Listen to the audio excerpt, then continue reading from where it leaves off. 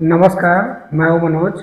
और आज के इस वीडियो में हम ये समझते हैं कि गांव में बहुत सारी जगहों पे उत्तर प्रदेश जैसी जगहों में उत्तर प्रदेश के कई ज़िलों में चोरों का आतंक मचा हुआ है। लोग चोरों के बारे में बहुत बात कर रहे हैं और गांव के लोगों का सोना मतलब मुश्किल हो गया है। लोग सो नहीं पा रहे हैं, पूरी पूरी रात जाग रहे हैं। कई पक्ष ये बोलता है कि ये कुछ हादसा नहीं है, कुछ नहीं हो रहा है, लोग अफवाहें हैं, अफवाहों पे ध्यान ना दें। और कई जगह छोटी मोटी चोरियां हो जा रही हैं जिससे लोग और ज़्यादा डर रहे हैं।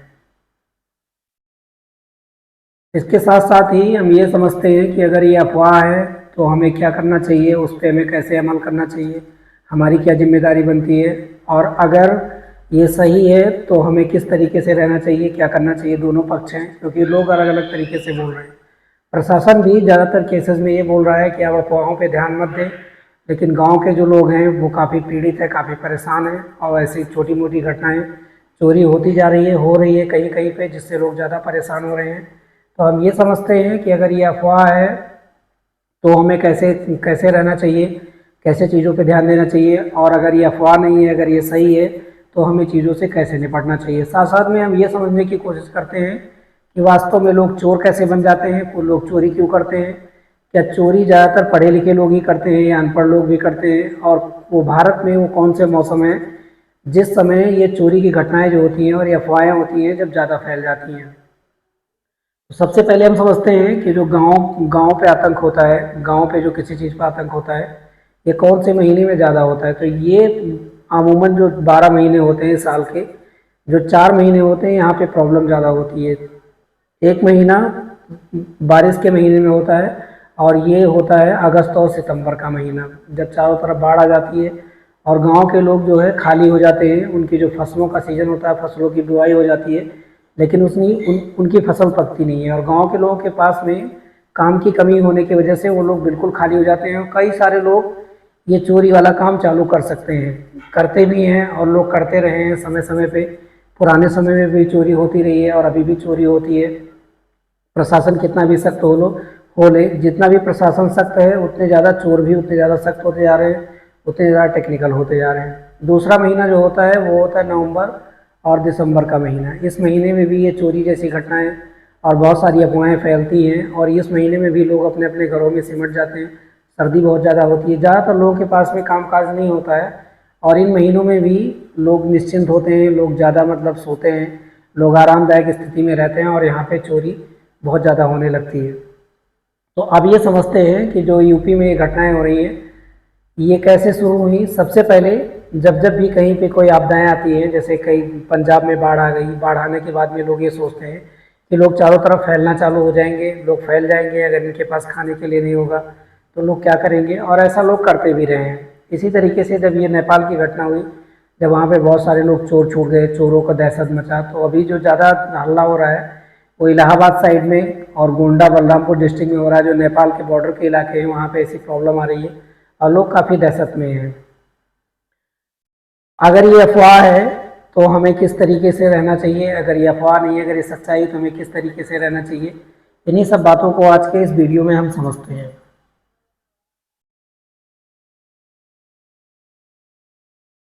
अब सबसे पहले हम ये समझते हैं कि ये जो घटनाएं हो रही हैं, जो कहीं कहीं पे हो भी रही है और जहाँ कभी नहीं चोरी होती थी वहाँ भी चोरी हो जा रही है।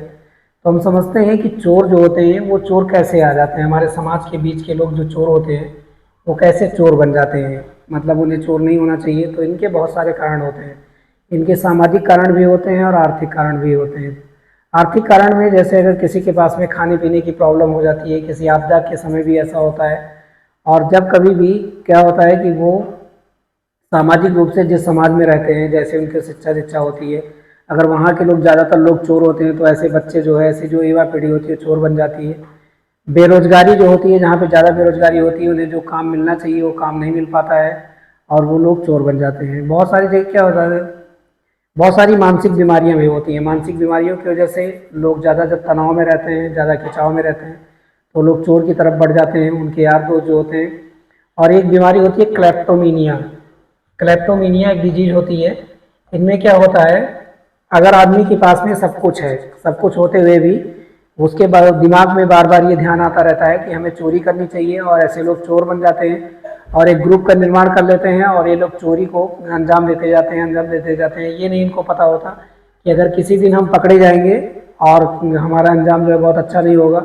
अगर हम प्रशासन के कब्जे में आएंगे तो हमें जेल हो जाएगी, अगर हम पब्लिक के उसमें आ गए, पब्लिक केस में आ गए, तो हम मारे जाएंगे और लोग पीट देंगे, लोग मार देंगे।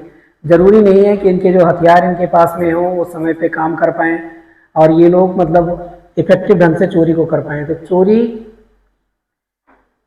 चोरी में दो चीज़ें होती हैं। कई बार चोरियां जो होती हैं वो सामान की चोरी होती है, कई बार सेवाओं की भी चोरी हो जाती है। चोरी के कई सारे टाइप होते हैं, और जब चोरी एक बहुत बड़े पैमाने पे होती है और बहुत सारे लोग मिलकर उस पर काम करते हैं, बहुत बड़े बजट पे होती है, प्रशासनिक में होती है, तो उसको कई बार भ्रष्टाचार भी बोलते हैं। तो इनके कई सारे टाइप होते हैं। अभी के लोग ये बोलते हैं कि जो चोर हैं, पहले के टाइम में जो चोरी होती थी उसमें लोग बोलते थे कि चोर क्या होता है, शिनाख्त पे आते हैं, मतलब कोई शिनाख्त देता है उनको, कोई बताता है, उनको गाइड करता है, और वो हमारे आसपास के लोग होते हैं जो उनको बता देते हैं कि आपको इस घर में चोरी करनी है, यहाँ पे आपको इतना सारा सामान मिलेगा। मतलब जो चोर होते हैं लोकली होते हैं। तो चोरों के आने का जो जरिया हो सकता है वो तीन हो सकता है, मतलब ये बहुत बहुत दूर के हो सकते हैं, जैसा लोग अभी बोल रहे हैं।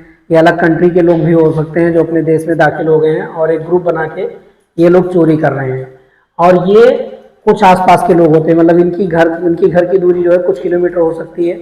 अपने क्षेत्र को, अपने एरिया को छोड़कर ये दूसरे एरिया में जाते हैं और वहाँ पे चोरी का अंजाम देते हैं, चोरी करते हैं। तीसरे जो होते हैं लोकली होते हैं, मतलब लोकली वहीं के लोग होते हैं, आसपास के लोग होते हैं, अपने जानने पहचानने वाले लोग होते हैं, और वो बिना बताए दूसरों के घर में चोरी कर लेते हैं, उनके कीमती सामान को चुरा लेते हैं। अब दूसरी चीज़ क्या है कि अभी जो एक लोग जिक्र कर रहे हैं कि ये लोग ड्रोन कैमरे का इस्तेमाल कर रहे हैं, और ये ड्रोन कैमरे ज़्यादातर लोग दिन में नहीं देख रहे हैं, रात में देख रहे हैं। कहने का मतलब ये है कि ये चोर जो हैं रात में ड्रोन कैमरे उड़ाते हैं और उसके बाद में रास्ता देख लेते हैं, पता कर लेते हैं कहाँ पे क्या है, कौन कहाँ सोया हुआ है। लेकिन ये थोड़ा मुमकिन नहीं है, क्योंकि ऊपर से जो तस्वीर ली जाएगी और लोग चोर जो है नीचे के रास्ते से आएंगे और वो अनजान वाली जगहों में ज़्यादा क्लियर नहीं कर पाएंगे। अब सपोज करिए कि मान लीजिए कहीं पे कोई तालाब है और तालाब में जलकुंभी जैसे पौधे लगे हुए हैं, वो दिखाई नहीं दे रहा है, पेड़ों की छांव में वो जो है तालाब ढका हुआ है, तो ये ड्रोन कैमरे ऊपर से फोटो नहीं खींच पाएंगे और नीचे की स्थिति इनको एक्चुअल नहीं पता चल पाएगी। और ये जब चोरी करने रात में जाएंगे तो ये हो सकता है किसी गड्ढे में गिर जाएं या कहीं पे इनके साथ अनहोनी हो जाए।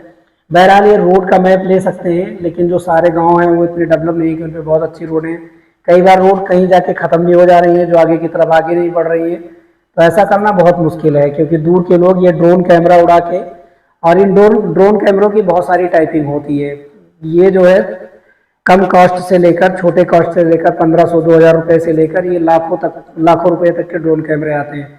जो सबसे हाईटेक ड्रोन कैमरे हैं वो हमारी सेनाओं के पास में है, सेना के पास में है, जिनकी जो रेंज होती है, उड़ाने की जो रेंज होती है, और ये जो रेडियो रेंज होती है, रेडियो की जो फ्रीक्वेंसी होती है उस पर ये उड़ते हैं, उस पर काम करते हैं। वो 1800 किलोमीटर 2000 किलोमीटर तक वो ड्रोन कैमरे जाते हैं। लेकिन जो मूवियों में जो वीडियो रिकॉर्डिंग करने वाले लोग, जो यूट्यूब पे काम करने वाले लोग, फिल्म इंडस्ट्री वाले लोग, जो जिस कैमरे का यूज़ करते हैं, जिस ड्रोन कैमरे का ये लोग यूज़ करते हैं, वो IR भी होते हैं, थर्मल भी होते हैं, लेकिन उनकी जो रेंज होती है उड़ने की बहुत ज़्यादा नहीं होती है, और इनके उड़ाने के लिए परमिशन भी लेनी पड़ती है। और ये ड्रोन कैमरे सभी लोगों के पास में नहीं है, क्योंकि इनकी क्षमता, इनकी ये बहुत ज़्यादा महंगे हैं। जो हाईटेक वाले हैं, जो रात में काम करते हैं, रात के अंधेरे में जो देखते हैं, और जो विजुअल जिनका बहुत ये होता है, इंफ्रारेड रेज जो जनरेट करके अपने काम को करते हैं।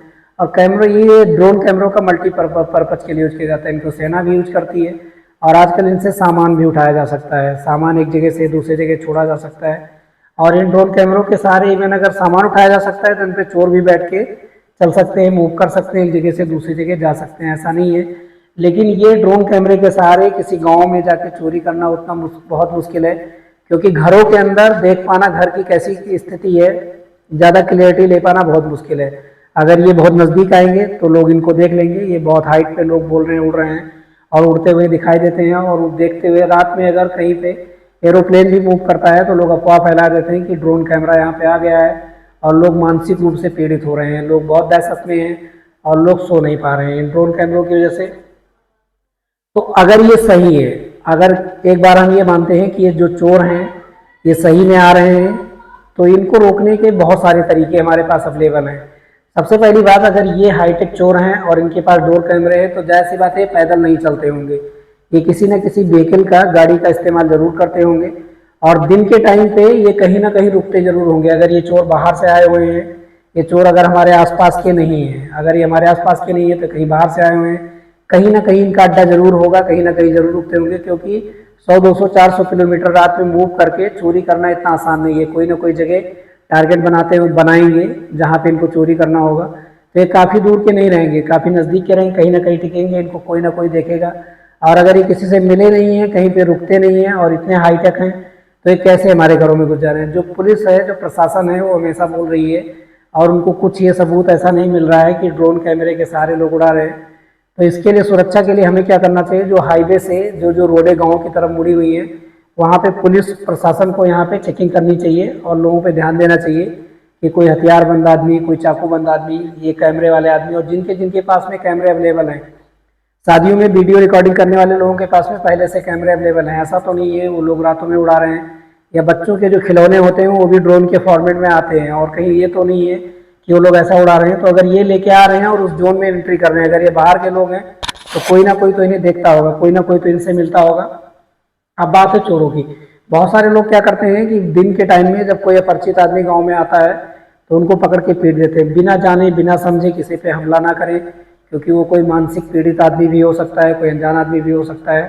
अगर वो मिलता है तो पुलिस को रिपोर्ट करें और तुरंत बताएं कि हमारे गाँव में संदिग्ध मिला है।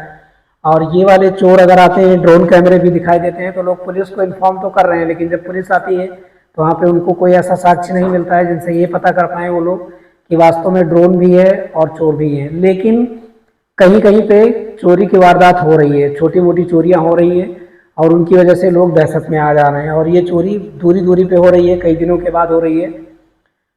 अब दूसरी चीज़ है कि जो ये मैपिंग ऊपर से देखते हैं, वो अगर ऊपर से देखेंगे तो उनका विजुअल जो होगा वो क्लियरिटी नहीं ले पाएंगे। जब वो दिन के टाइम में या रात के टाइम में फ़ोटो खींचेंगे और दोबारा से जब वो चोरी करने आएंगे तो उन रास्तों पे चलना उनके लिए बहुत मुश्किल होगा, क्योंकि या तो वो बहुत ज़्यादा ट्रेंड है कि उनको हर चीज़ें समझ में आती हैं। कभी भी आप ऊपर वाले कैमरे से फ़ोटो खींचिए और नीचे में देखिए, और बाद में जब आप उन पर फिचकरी चलेंगे, ऊपर से जब देखेंगे तो वहाँ पे बहुत कन्फ्यूजन होगा। वहाँ जाने के बाद बहुत सारे रास्ते जो हैं पेड़ों से ढके रहते हैं, तालाब रहते हैं, और वो पानी है, बारिश का समय है और पता भी नहीं चल पाता है कि ये कैसे। तो जाहिर सी बात है कि अगर ये चोर आएंगे तो ये बिल्कुल कैसे आएंगे, गाड़ी से आएंगे, वैन से आएंगे, ऐसे नहीं आएंगे, कहीं ना कहीं अपनी गाड़ी खड़ी करेंगे।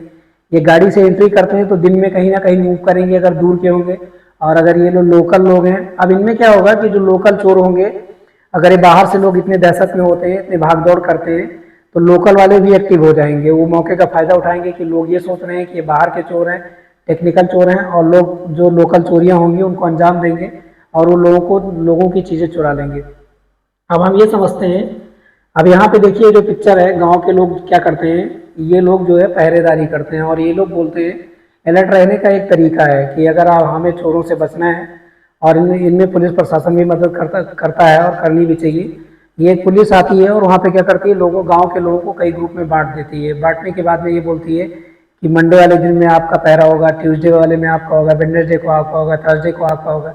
ऐसे ऐसे करके ये लोग मैनेज करते हैं, और प्रशासन भी इनके साथ में होता है कि इस दिन में पुलिस आएगी आपके साथ में और ये पहरा देगी।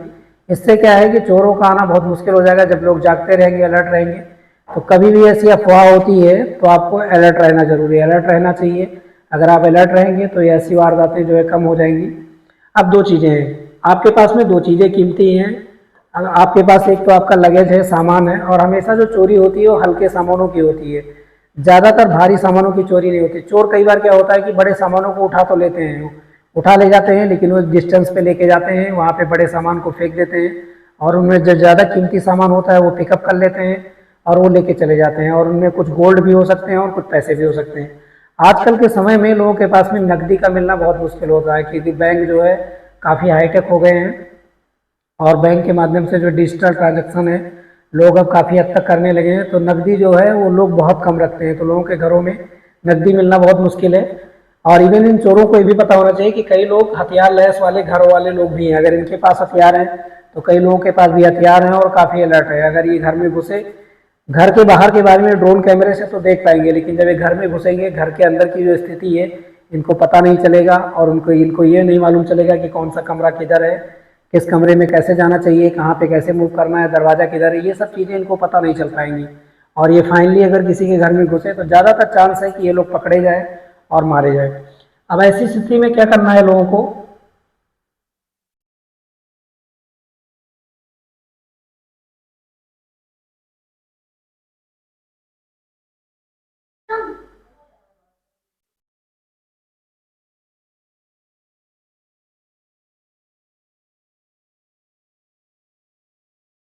अब देखिए इसमें 3 लोग हैं, 3 लोग शामिल हैं और इनको मैं मिलके कैसे काम करना चाहिए।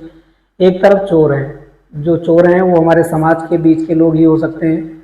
वो किसी चीज़ से पीड़ित लोग हो सकते हैं जो चोरी करने पे मजबूर हैं, और कोई मानसिक बीमारी वाले लोग भी हो सकते हैं, गिरोह के लोग भी हो सकते हैं, क्योंकि मेहनत से काम करना और पैसे कमाना, धन इकट्ठा करना बहुत मुश्किल काम है और ये बहुत आसान है, लेकिन ये रास्ता भी बहुत मुश्किल है। अगर ये लोग पकड़े गए तो या तो प्रशासन के हाथों में अगर पकड़े जाएंगे और पब्लिक के हाथों में पकड़े जाएंगे, कई बार ऐसा हो सकता है कि ये लोग पीट पीट के मार दिए जाएं। दूसरा चीज़ है कि लोग हैं, लोगों के पास में क्या है, उनके पास प्रॉपर्टियां हैं, संपत्तियां हैं और अपने अपने परिवार है। तो सबसे पहले अगर कभी भी हमला होता है तो अपने परिवार को सेव करने की ज़रूरत है, और अगर किसी का धन चला गया तो वो धन आ जाएगा दोबारा से। अब उसको सेव करना, जो अपने लाइफ वाले सामान है, जो कीमती सामान है, उसको ऐसी जगह रखना है जहाँ लोगों को कम से कम डाउट हो। अभी जो बहुत सारे लोग, कई सारी टेक्नोलॉजी आ रही है जिसमें लोग क्या कर रहे हैं, जो इलेक्ट्रिक बोर्ड है, इलेक्ट्रिक बोर्डों में लोग अपने सामान को घुसा देते हैं, उसको कोई गलती से नहीं छुएगा, क्योंकि अगर उसमें पावर है, करंट है, अगर उसमें कोई टच करेगा तो वो लोग मारे जाएंगे। ऐसी कई सारी तकनीकी हो सकती है। जो लोग ज़मीन में बहुत सारे लोग दबा देते हैं, तो ज़मीन को खोद के निकालना एट अ टाइम बहुत मुश्किल काम है। तो ये चीज़ें हैं।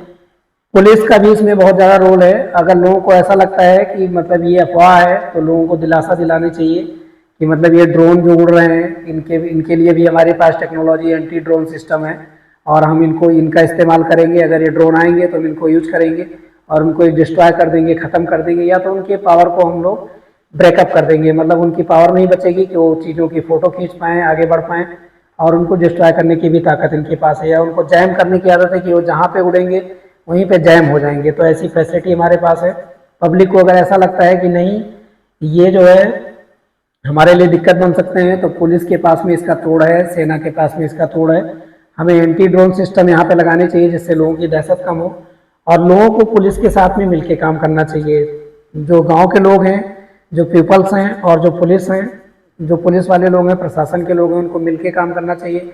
और दोनों मिलकर काम करेंगे तो ये आफत है, जो ये निजात है, लोग जिसकी वजह से दहशत में हैं, तो इसका सोल्यूशन लोगों को ज़रूर मिलेगा। ऐसा नहीं है कि लोगों को सोल्यूशन नहीं मिलेगा, सोल्यूशन एकदम से मिलेगा। और आज के लिए इतना ही। तो अफवाहों में नहीं जाना है, पहले पता करना है कि चीज़ें सही हैं या गलत हैं। जब सही हैं तो उसके लिए सॉल्यूशन ढूंढना है, अगर चीज़ें गलत हैं तो उसको और आगे नहीं बढ़ने देना है, उसको आगे बढ़ने से रोकना है। आज के लिए इतना ही। मिलेंगे अगले वीडियो में एक नई टॉपिक के साथ में, तब तक के लिए जय हिंद।